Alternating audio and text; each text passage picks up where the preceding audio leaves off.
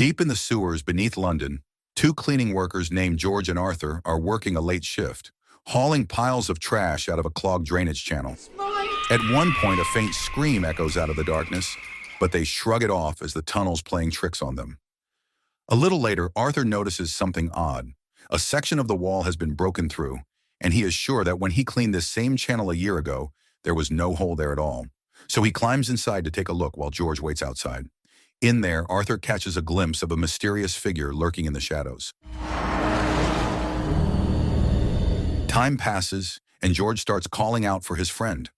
When no answer comes, he goes in after him. Another sound drifts through the tunnel, but this time it is the scream of a woman somewhere far off. George finds Arthur sprawled on the ground, his face smeared with strange yellow stains, frozen stiff and staring at something behind him. Then the woman's scream comes again, much closer this time, and George's face fills with panic. What lurks beneath the city is only beginning to reveal itself. This is creep. Across the city, a German woman named Kate gets left behind after her friend heads home early from a party. That means Kate has to make her own way back on the underground. The ticket machine only takes exact change, and the ticket booth is too far to bother with, so she buys a ticket off a scalper named Mandy, who has a scruffy little dog with her that we can just call Blackie. Kate settles in to wait for her train, but she dozes off, and when she wakes up, the whole place is empty. She is the only person left, and the station exit has already been locked for the night. Luckily, one more train comes rolling in. Kate hurries aboard and notices someone else stepping into one of the rear carriages. But not long after, the train grinds to a halt. Kate makes her way to the front and knocks on the driver's cabin, hoping for answers. No one responds because the driver has already been killed, brutally, right there in his booth. Moments later, the lights go dark, and someone switches on a flashlight at the back of the carriage. Kate assumes it is a conductor or some member of the train staff, but the figure says nothing and just keeps coming closer. When he finally steps into view, it turns out to be Guy, a co-worker from Kate's office. The disturbing part is that he has been stalking her the whole time, and now, high on drugs, he plans to assault her. Before he can, something strikes out of nowhere and drags Guy down beneath the tracks.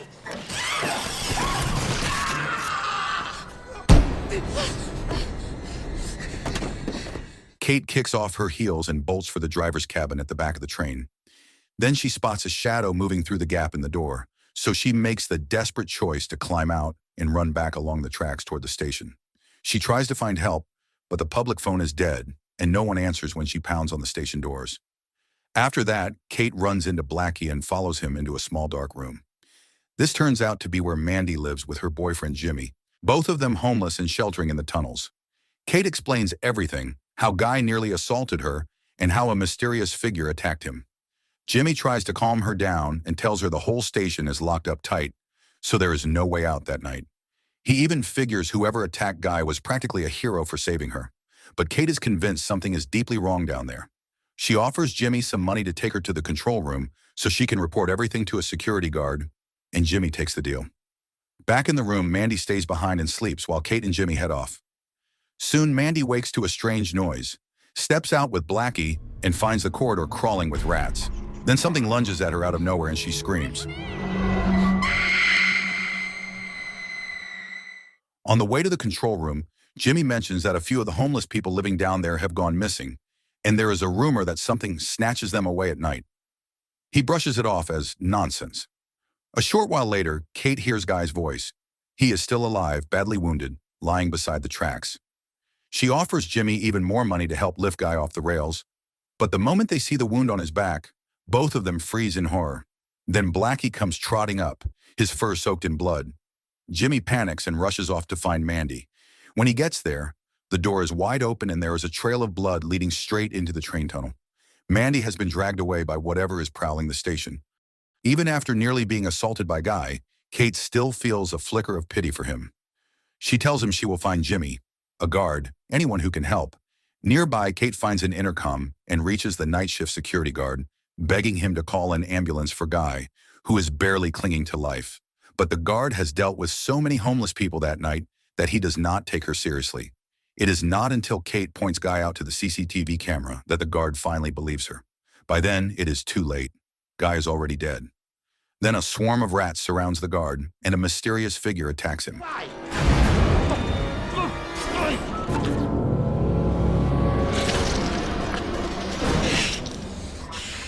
Hearing the guard's throat being cut over the line, Kate races back to Jimmy's room. She finds him high on drugs, trying to drown his worry about what happened to Mandy.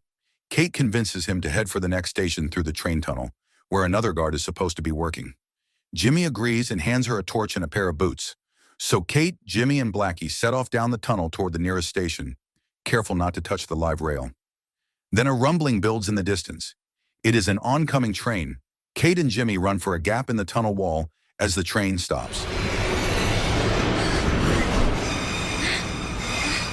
Kate is certain the person driving it is the same one who killed Guy, the guard, and probably Mandy too. Jimmy figures it is just an ordinary driver who might help them. He decides to check inside while Kate keeps walking toward the next station with Blackie, and he promises to call her back if it really is just a driver. Inside, Jimmy hears footsteps and finds another station worker already dead, his throat slit. Kate comes back, worried about him. Suddenly, a pair of hands shoots out, yanks Jimmy's head back, and kills him on the spot. Kate scrambles away toward the gap in the wall, slips and tumbles into a sewage channel, tearing off one of her broken nails in the fall. Kate then stumbles onto a heap of corpses. She climbs a ladder and ends up in a document storage room, running and hoping to find anyone who can help. The lights go out, and she keeps going with only her flashlight. She hears a loud metallic clang and a scream, so she hides behind a shelf and switches off her light to avoid being seen. Finally, we get a clear look at the killer, his body covered in scars and wounds. For now, we can just call him Mr. X. Mr. X approaches one of the cells, slices a piece of flesh from a victim's back, and feeds the meat to the sewer rats, treating them like his only friends. Then he goes into a room with a pool of wastewater beneath it, covered by an iron cage. Several of his victims are trapped down there, including the dead station guard, Kate herself, and George, the cleaning worker from the very start. As it turns out, Mr. X does not always kill his victims right away like he did with Jimmy. Instead, he locks them up with no food or water until they die, and only then does he feed on them. George introduces himself to Kate. Soon he is startled when a clump of garbage floats up into his cage. That means the iron bars do not reach the bottom, and there is a chance they can swim underneath to another cage whose door is still open. The problem is that George cannot swim and is terrified of going underwater, so Kate swims over to the open cage instead. Then Mr. X comes back, and George tries to distract him by playing dead. Mr. X drives an iron spike into George's chest, and George screams in agony, but Kate is already right behind Mr. X, and she smashes him over the head. The two of them escape and run through corridor after corridor. Along the way, they pass a corpse hanging from above until they reach a laboratory filled with baby cribs. One of them has the name Craig written on it. The room is genuinely horrifying because it is full of preserved infant bodies. In the next room, Kate is stunned to find Mandy lying stiff and covered in blood on an operating table. Racked with guilt, Kate breaks down crying because she was the one who paid Jimmy to take her to the control room and left Mandy behind alone. George tries to comfort her and says they need to get out fast since he still has a daughter waiting for him. Then against all odds, Mandy turns out to be alive, though she is too weak to even call for help. George and Kate get ready to escape through a gap in the brick wall with a tunnel behind it, but Mr. X suddenly drops down out of an air vent. Since Kate and George have already fled, Mr. X hears Mandy weeping and makes his way over to her, then stabs her with his massive knife. All Mandy can do is call out for Jimmy over and over. No.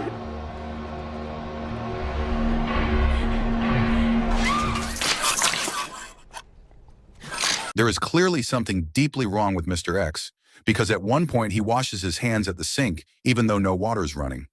Once he is done with Mandy, he looks over at the tubes of preserved infants and a photograph of a certain doctor. Kate and George finally reach the next station, which turns out to be abandoned. This is also where Mr. X lives, and Blackie is still alive inside a cage there. Kate finds a photo of Mr. X as a small child standing with the doctor, just like the one back in the lab. Then a loud thud rings out.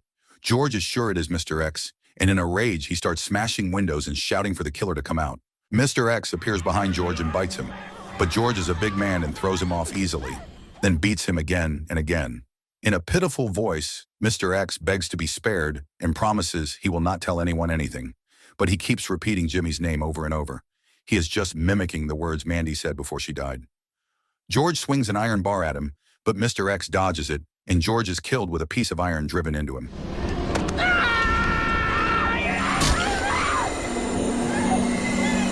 Kate bolts in a panic. Mr. X chases her down and catches her, but instead of killing her right away, he intends to take her alive. At that moment, Kate spots the name on his wristband.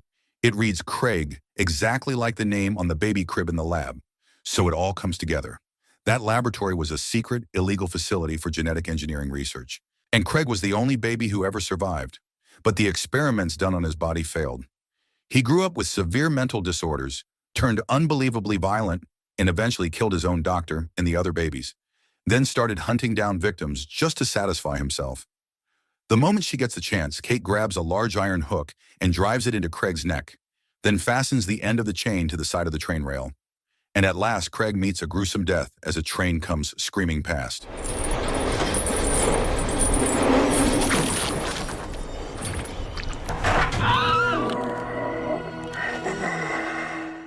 With a strange calm finally settling over her, Kate walks back along the tracks until she reaches an active station as morning breaks. A little while later, Blackie, who somehow survived it all, comes bounding into her arms. By the end, she looks like a homeless woman herself, and all she can do is sit there quietly with Blackie. So the moral of the story is, if a ticket is suspiciously cheap, congratulations. You just unlocked the premium underground horror package with free trauma and zero refunds.